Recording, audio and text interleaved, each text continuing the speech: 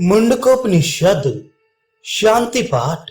हे देवों, हम कानों द्वारा कल्याणमय वचनों का श्रवण करें। हम नेत्रों से शुभ दृश्य देखें और सुदृढ़ अंगों से युक्त शरीर वाले होकर आयु पर्यंत देवहित में लगे रहें। इंद्रदेव हमारे निमित्त कल्याणकारी हों। उषा देव हमारा कल्याण करें। अरिष्ट नाशक गरुण देव हमारे लिए कल्याणकारी हों तथा बृहस्पति देव हमारे लिए स्वस्थ प्रदाता हों। त्रिविध तापों का शमन हो। उपनिषद। प्रथम मुंडक। देव ब्रह्मा सभी देवों में प्रथम उत्पन्न हुए। वे विश्व का निर्माण करने वाले हैं और 14 भुवनों के रक्षक हैं। उन्होंने अपने ज्येष्ठ पुत्र अथर्वा को समस्त विद्याओं की आधारभूता ब्रह्म विद्या का उपदेश दिया। अथर्वा को देव ब्रह्मा ने जिस ब्रह्म विद्या का उपदेश दिया था, अथर्वा ने वह विद्या अंगि मुनि को प्रदान की। अंगिर ने उसका उपदेश भरद्वाज पुत्र सत्यवाहा को दिया। सत्यवाहा ने वही विद्या आंगिरस को प्रदान की। प्रसिद्ध सदग्रस्त शौनक ने आंगिरस के पास शिक्षार्थी के रूप में विधि पूर्वक जाकर पूछा, हे भगवान, किसके जान लेने पर यह सब कुछ जान लिया जाता है? आंगिरस ऋषि ने शौनक को उत्तर दिया, ब्रह्मवेत्ताओं ने ब्रह्म विद्या के अंतर्गत 2 विद्याएं जानने योग्य बताई हैं। एक परा विद्या और दूसरी अपरा विद्या, जिसमें ऋग, यजुष, साम, अथर्व, शिक्षा, कल्प, व्याकरण, निरुक्त, छंद और ज्योतिष का ज्ञान होता है, वह अपरा विद्या है। तथा जिसमें उस अक्षर ब्रह्म ओमकार का ज्ञान होता है, वह परा विद्या है।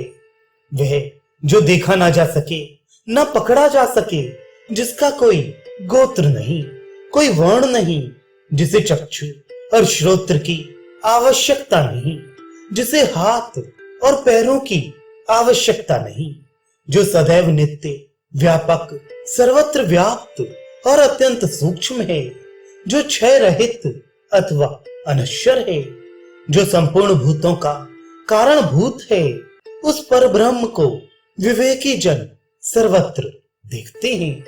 मकड़ी जैसे अपने पेट से जाले को उत्पन्न करती और अपने भीतर ही निगल लेती है, पृथ्वी जैसे विभिन्न प्रकार की औषधियां उत्पन्न करती हैं, मनुष्य शरीर से जैसे केश और लोम उत्पन्न होते हैं, वैसे ही उस अनश्वर ब्रह्म से ही यह विश्व उत्पन्न होता है।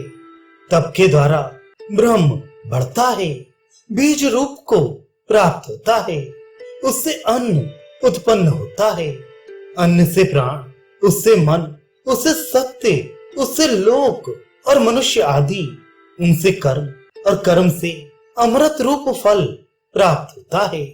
जो सर्वज्ञ और सर्वविद है, उसका तप भी ज्ञान युक्त होता है। उसी पर ब्रह्म से इस ब्रह्मांड में नाम, रूप और अन्न उत्पन्न होता है। सूक्ष्मदर्शी ज्ञानियों ने वेद मंत्रों में जिन कर्मों का दर्शन किया, त्रेता युग में उन्हीं का विविध प्रकार से विस्तार हुआ। हे सत्य की कामना से युक्त पुरुषों, अपने कर्मों का श्रेष्ठ फल प्राप्त करने के लिए इस जगत में यही मार्ग है कि आप सब नित्य ही श्रेष्ठ आचरण करें।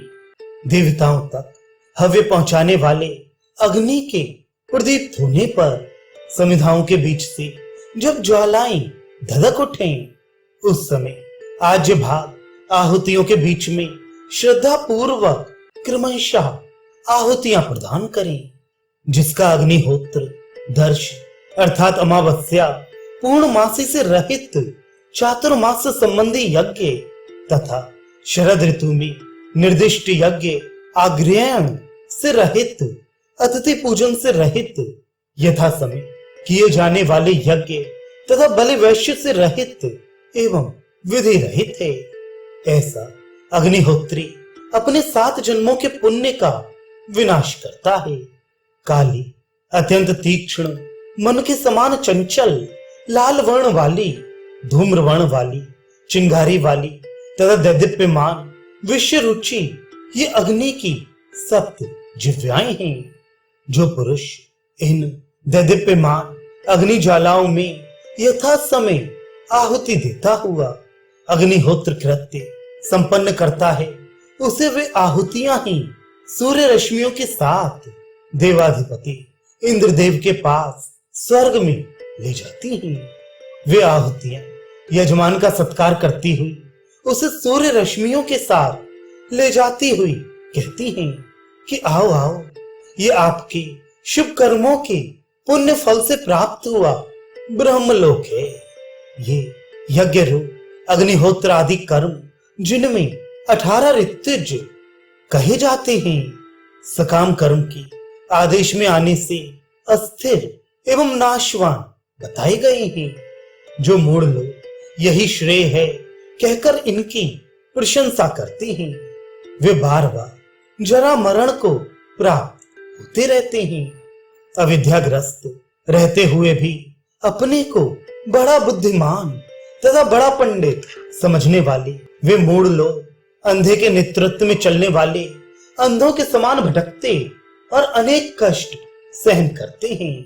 अज्ञानी पुरुष अविद्या में अनेक प्रकार से फंसकर हम कृतार्थ हो गए हैं ऐसा मानते हुए अभिमान करते हैं, क्योंकि सकाम कर्म करने वाले कर्म फल में आसक्त होने से तत्व ज्ञान नहीं समझते, अतः वे दुखों से व्याकुल होते और कर्म फल क्षीण होने पर स्वर्ग से च्युत हो जाते हैं। इष्ट और पूर्त कर्मों को ही श्रेष्ठ मानते हुए वे महामूढ़ किसी अन्य को श्रेयस्कर नहीं जानते हैं। सकाम कर्म के फल को वे स्वर्ग से भी उच्च अनुभव करते हैं, परंतु वे इस लोक या उससे भी निम्न लोक में प्रवेश करते हैं। जो वन में निवास करते हुए तप साधना करते हुए श्रद्धा युक्त जीवन जीते हुए और भिक्षाटन करते हुए संतोषी जीवन जीते हैं, वे मल विक्षेपों से रहित होकर सूर्य द्वार उत्तरायण मार्ग से वहां जाते हैं जहां अमर और अविनाशी ब्रह्म का परम धाम है। कर्मों द्वारा प्राप्त होने वाले लोकों की असारता को जानकर ब्राह्मण ब्रह्म विद्या के अधिकारी वैराग्य को प्राप्त हो, क्योंकि केवल किए हुए सकाम कर्म से ब्रह्म की प्राप्ति नहीं हो सकती। अतः उस ब्रह्म का ज्ञान प्राप्त करने के लिए जिज्ञासु को हाथ में समिधा लेकर वेदज्ञ और ब्रह्मनिष्ठ गुरु के पास जाना चाहिए।